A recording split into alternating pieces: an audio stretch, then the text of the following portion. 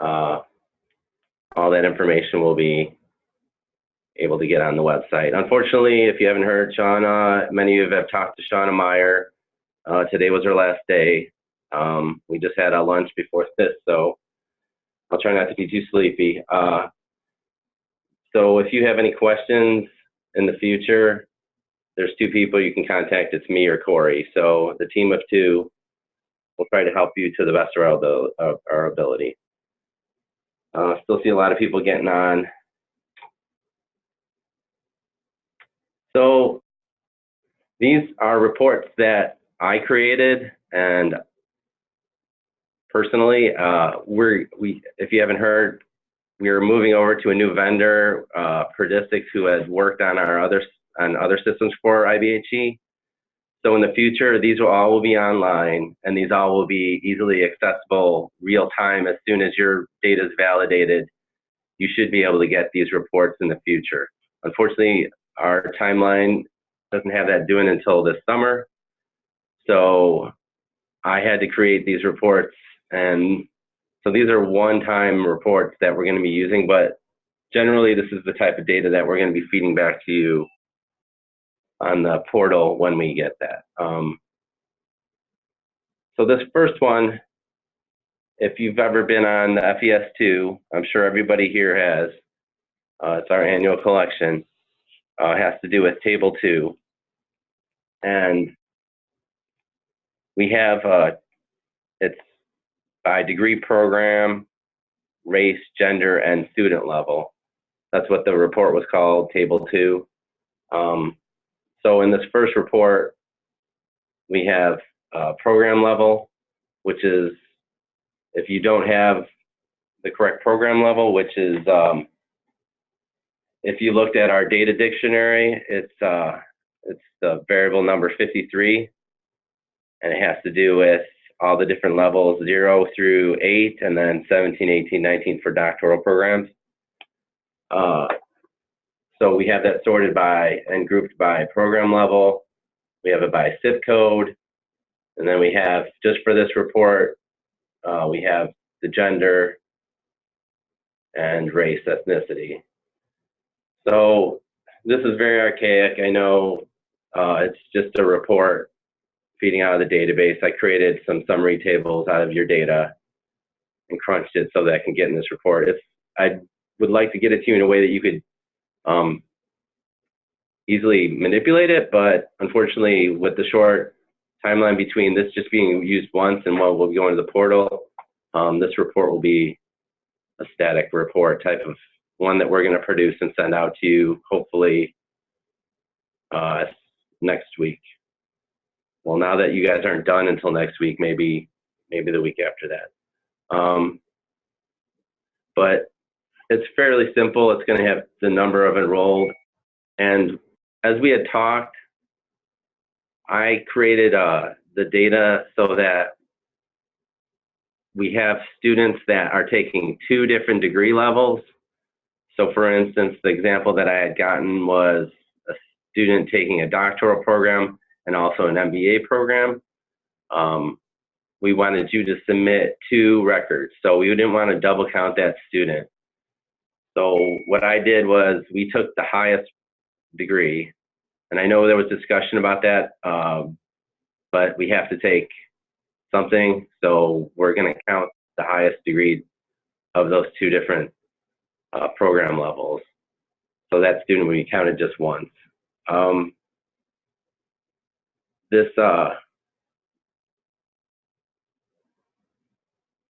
So in this one, there's undeclared, classified, and then it'll break that down by every program in that level, which is, this kind of shows some dirty data. I just made this stuff up. Obviously, there's no real Dave University. Hope you're laughing. I took a couple schools' data and crunched them together and created this data. But some of these reports are getting at the quality of the data that you have.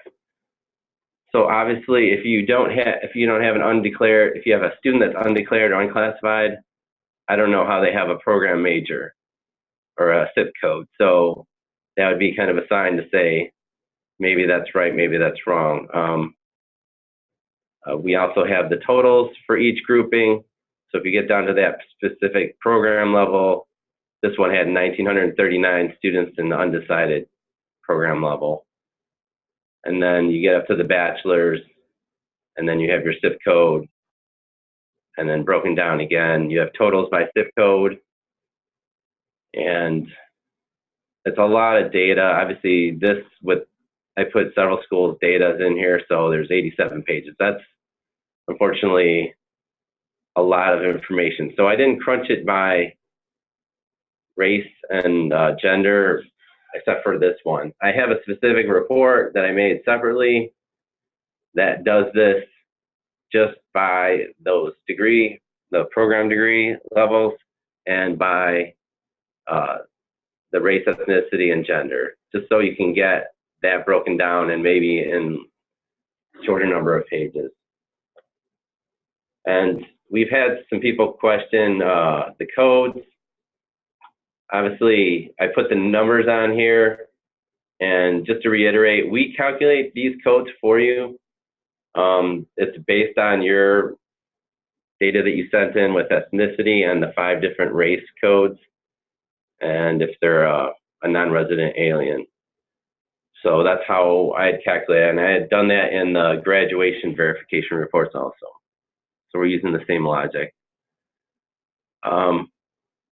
So that's the second report here.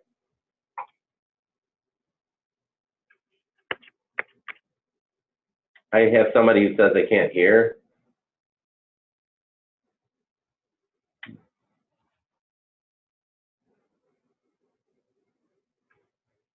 Hopefully you can hear me.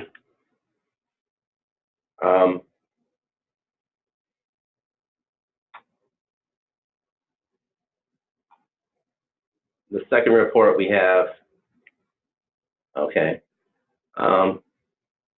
great.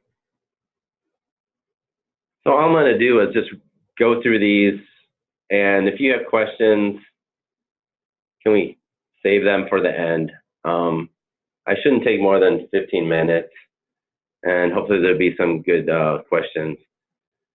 All these things, again, are based on the FES2 table, so they shouldn't be fairly nuanced. If you had to calculate them from your data, I calculated from your data. So we're on table 4.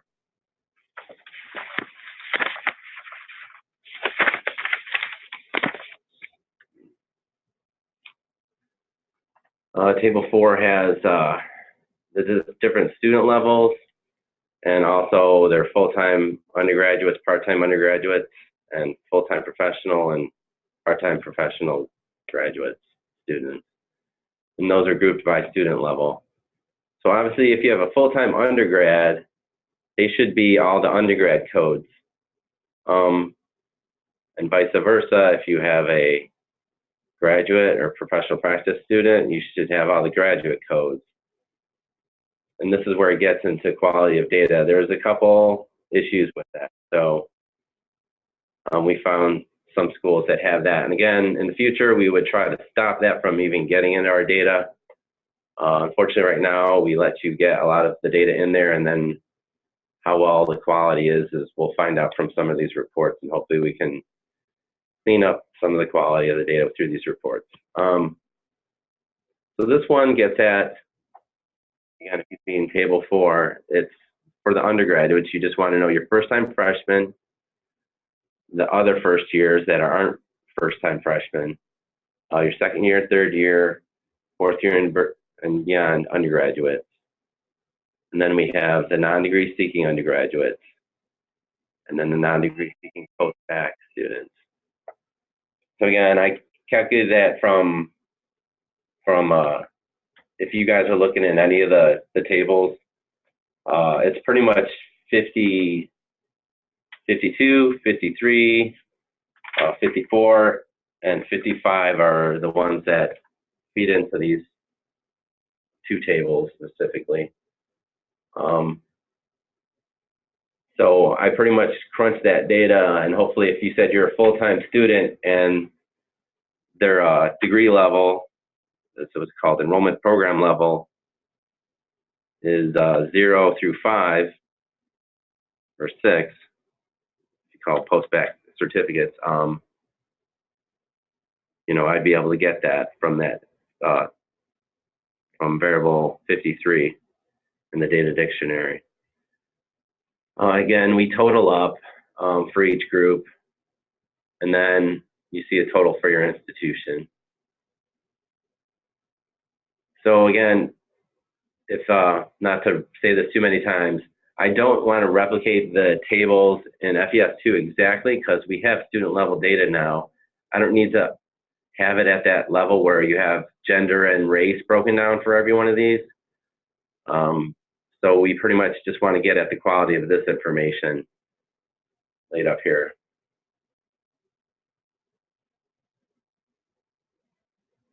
And I got a question, you don't consider post-bac certs as undergraduates. I'm just following the same grouping that was in our FES2 table 4.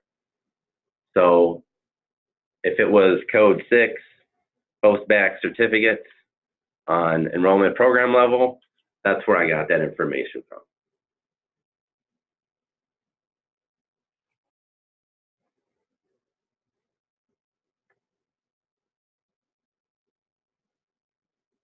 Okay. Now there's a couple tables that I skipped. If you noticed, we really don't need those tables anymore.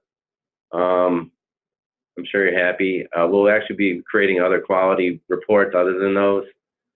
So we're skipping up to table 7, and that gets at your enrollment by age and student level.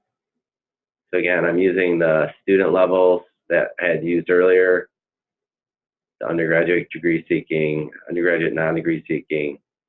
Actually, I don't think it was in the previous report, but this is calculated also from those variables I had mentioned earlier, and broken into these 4 categories. And then they're broken out by full-time and part-time. I know this is not a pretty report, but it gets at what the data you need, hopefully. So for full-time undergrad degree seeking, and then I broke down the age groups. So here's one serious issue that I have, is that I had to calculate age by a specific date, and I picked ICCB, I think, collects their data, and they calculate it as of 10/1. I tried to find a middle point, because so many schools start later or earlier.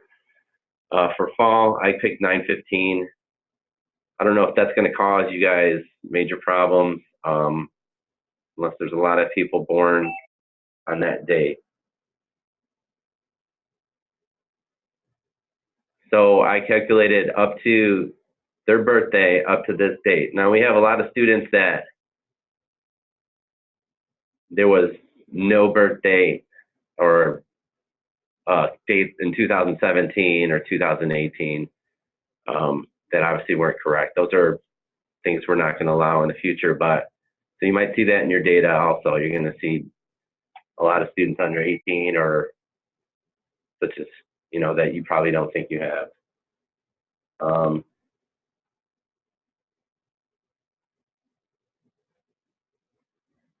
I got a question from Todd. I can get you the actual calculation on how I got to the undergraduate full-time degree seeking. In fact, I'll try to make sure that I just have that all in all the documentation after this webinar, just so that you know what I did with your data, how to get there. It's all in code, so I can give you my code, but I'll give it to you in easier language. So that's pretty straightforward, hopefully.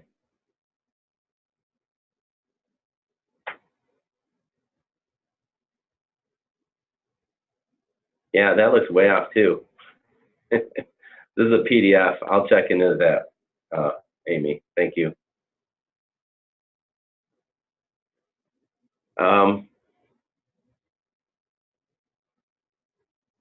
So the table number 8, I have 2 tables actually, just because I didn't want to get too busy. Table 8 has your students by state. And these are your first-time students, what we had called your first-time students, and that's your first-time freshmen, your first-time undergraduate transfers, which transfers are first time at your institution, hopefully. First-time doctoral degree professional practice, first-time graduate students, and I just put another category just to make these totals work up, not first-time students. As you see in this one, there's no state. So I had used the state that you would put on there, your current state, the only state that we collected in this, and we had much discussion about state. It's your state residency code that's in there. I mean, this is all we can do. I don't know how you got there from your data to report to us, but all we have is that data, and that's what we're going to use as far as knowing what state they're from. I know some people said we don't, if they switch their address to the residence hall, I mean, and it's in Illinois, that's all we can do. If you don't have that, if you don't retain that data. I used to call it your permanent resident, your permanent address. Many institutions call that. So again, I'm using that one field, the only field that we have state in, I believe. And then that'll, you can crunch out all the states and by those first-time status grouping.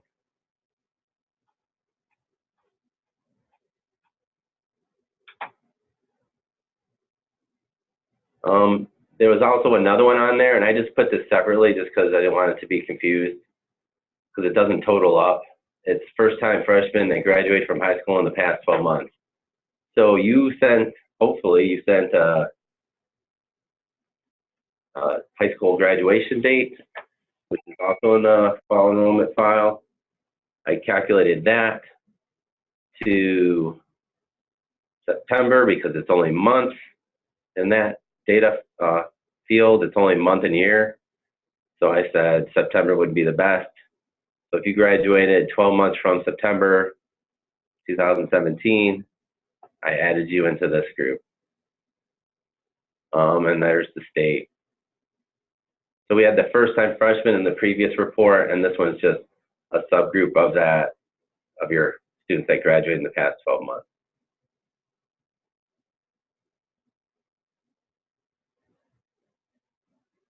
So 8, 8.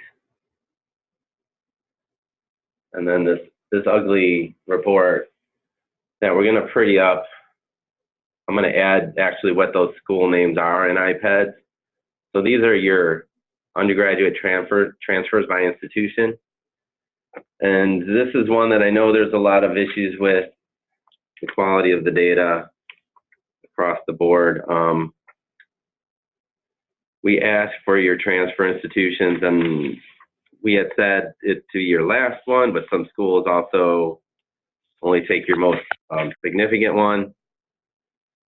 I forgot actually what the term is. I have it written down. Sorry. But whatever you put in that field, this is what I'm reporting here. So in table 10, they were getting at this, you know, your undergraduate transfers, where did they transfer from? So that's the iPad's ID. There's many names for it, but the unit ID, it's what you use for your submission to iPads. We collect it that way. And we also, I'm going to merge this data with actual names. So when I do send this to you, it'll actually have the names of the schools too. But if you saw the old report, it was only Illinois institutions and Illinois, out-of-state institutions doing business in Illinois. This is better information. We have more information, so I'm gonna be using all of this. There's a report that U of I uses. I'm sure they're on the phone that will still calculate for them, only using Illinois institutions. But I think this is good information if we can improve the quality.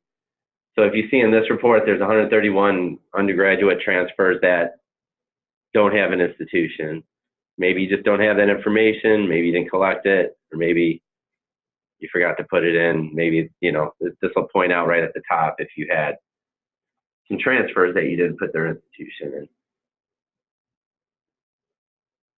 So, can you group the institutions by state? Sure. On this report, are you asking? I think you are. That would probably be helpful. So I'm going to put names of the institution, and then I can put the state. Hopefully I can, yeah, I should be able to get that. I mean, it's all public with the Fed, so Department of Ed. I just grab that data, we can merge that in and report it out if that's helpful.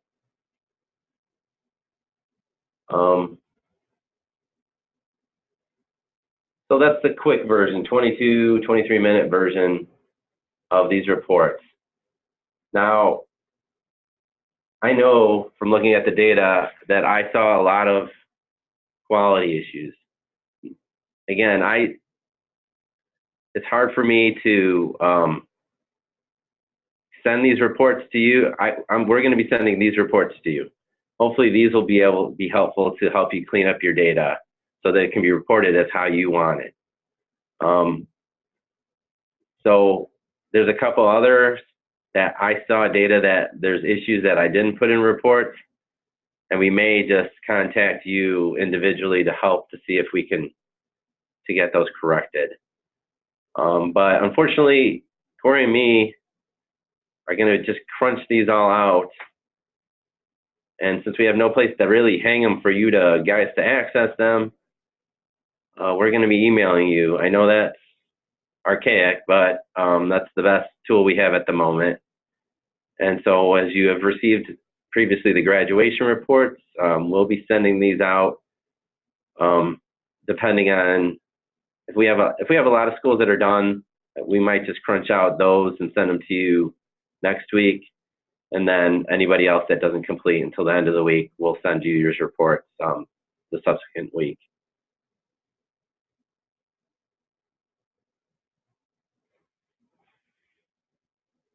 Somebody's asking about, can we see other institution data? No. I'm not giving out other institutions' data. I'm going to give your institution's data. So that's why I put some fake data up here. Well, it's not fake, it's an aggregate of several institutions, but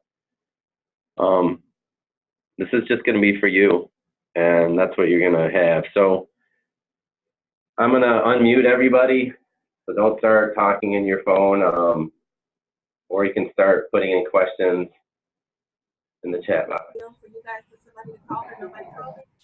So I'm unmuting everybody. If you can. I was using my PC because the archive email didn't work.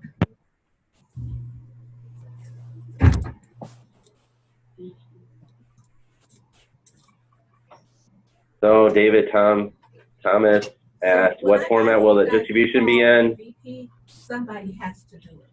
You have to connect with each other, and somebody has to do it. So somebody has to mute whoever's talking. It's not acceptable, and it's not okay for nobody not to have called her release. What format will the distribution be in? It'll be in PDF, unfortunately. We can try to figure out ways to get it in Excel or some other way. Send an email for you all to call her. Hey, Corey, if you could try to mute whoever's talking. Somebody has to call her.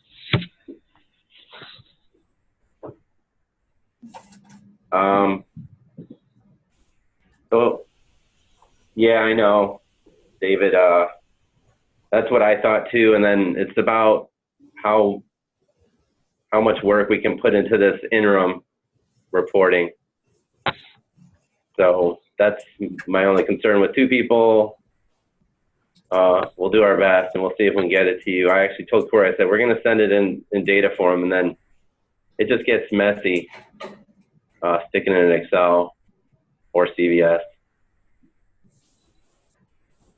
We'll see what we can do. Again, if we create like a Excel file, what we did previously, then we have to create twice the number of files. We have to send you twice the files. So we'll see what we can do. I have the phones open, so if anybody has questions, just chime in.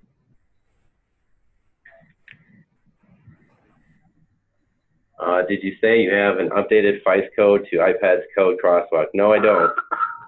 I have the one on the website, and that's all that we have. The one on your website is duplicate FICE codes. Okay. I mean, FICE codes, unfortunately, are dead, and we're the only one that creates them. So we create some FICE codes for new institutions in Illinois, and that's one of our issues. I think it would be great for us to go over to just using iPad's codes, but not every school has an iPad's code either, believe it or not. So we use FICE codes, and we create new FICE codes for them. And then it's just unfortunate our systems, we have like 5 people working in our whole IT and research area. We'd have to convert all our data. All our data is collected by FICE, so that's one of the issues. I'll try to look at the table, the FICE codes. Tables include students with census flag equal, yes. Sorry, I didn't mention that. Yes, 100%. I had said that if you want them to be counted in this report, you need to mark that as yes. Obviously, you need to have something in that field, which is a 1 and a 0 anyway. So I'm only going to be using census flag marked records.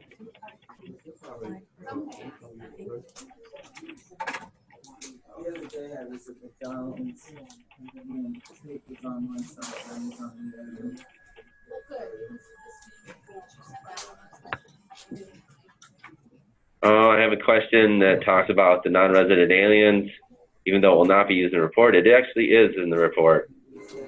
I figured it out from your U.S. There's actually a non-resident code in, can't remember the field, citizenship status. So field number 21 tells me if you're a non-resident alien. And that's how I calculate that in the race ethnicity.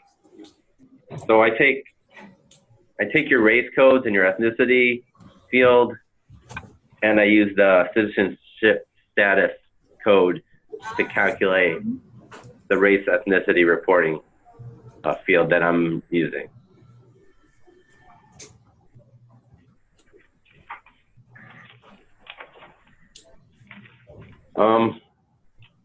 I guess we have a bunch of shy people, or this is just really dry, boring information. Again, me and Corey are available for more questions. If you have time, please just send us an email on these questions about the report. And obviously, you're going to be receiving them soon, so we'll try to get back to you. Corey's taking all the notes from any other questions or chat that you have.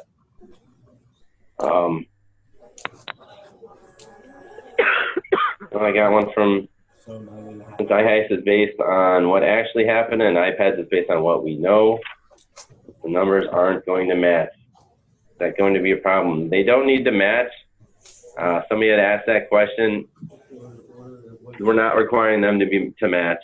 And we have certain requirements in how we collect this. I don't know how we don't. We should match on most institutions. I don't know how far out. If you have that census flag marked, I should have the same count as you do. So if it's your census data that you use for iPads, I would like, just like we did for graduation, for that to be the same, but it's not required. So if there's other weird things that you guys are doing, I know several schools said they had enrollments later, but it's still what's in your census, what your census data is, and that's what we want to also collect, is what you mark as your census.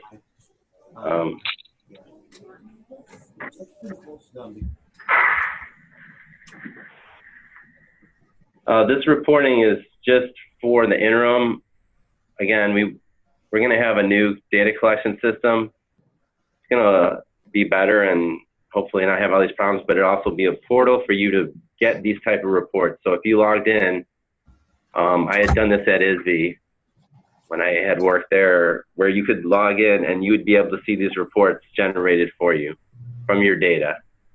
So that's the goal. It'd be obviously very much more friendly, and you can get that feedback much quicker. Are your data being used for career outcomes? No. I mean, we're going to be using this data for other reporting that we already do. I don't have an extensive list, but it at least is going to be replacing FES enrollment that you see on the website. There's also a plan to create something called the report, not called the report card, but it's going to have information about all the higher ed institutions in the state. It's not what the career outcomes tool that you may have seen out there. We're going to be creating another one, and that will be fed with this data also.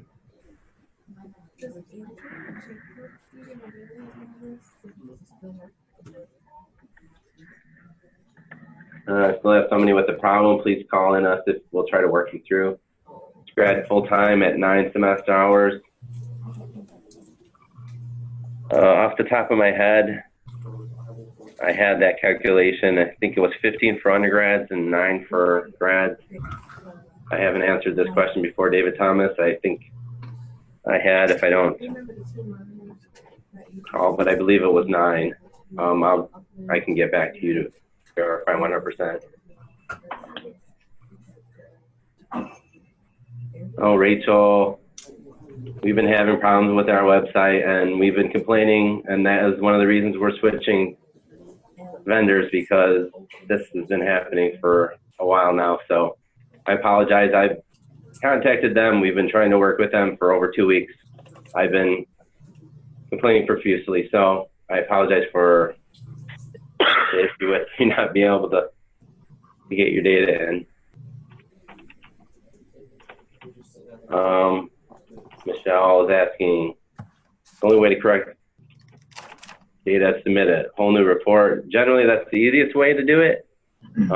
If you haven't gone through our other webinar, you can go in and edit individual records, but that's tedious because you have to do one at a time, and then that will not be validated until the evening at 5 o'clock, because if you keep on making changes, the system was set up so it doesn't check for validation until the end of the day. This report archive, do you wish to access historical data? Are these reports? Again, this is kind of a manual process. Unfortunately, this is very low tech. We're literally creating these files and sending them to you. So we generally overwrite, but I think we've actually saved some of the old reports. I don't know why you'd want, I don't know what report you're talking about. If you're talking about these verification reports. But we really don't save those.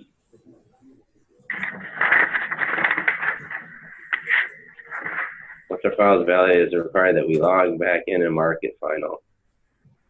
Yeah, for the existing system, we'd like you to have marked final. One issue that we've had is people will get a validated file, and then they'll get our system is screwy, so they can actually have 2 validated files at the same time, which theoretically shouldn't happen, but does happen, and then they mark one as final, and then I actually have 2 files. So I would like you to mark one final. If you see issues like that, I'm embarrassed, but I would say delete the other file, but mark one final so we know that you're done. I don't want to waste any more time, but again, we're always available, at least from 8 to 4:30. If you have any questions, please email us. If you don't know our contact information, Donna is unfortunately off the list. There's me and there's Corey. There's our emails and our phone numbers. If you haven't noticed, also, we updated our website. Many people had issues with that. And the link just doesn't work that I've sent out in previous emails. And there's the current website. It's just ibhe.org/IHEIS. You'll be able to get to it. I apologize for that. Again, Shauna was working on the website too, so she finished the website before she left. And we just put it up and it killed some of our old links. But again, email us, call us. We're here to answer your questions. I'm going to end the webinar right now, and I thank everybody for getting on today. Thank you.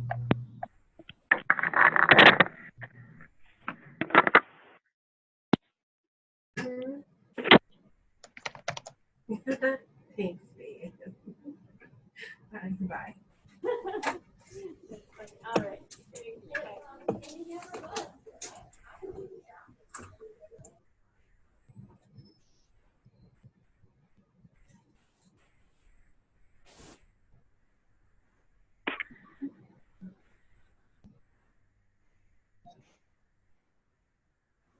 Really?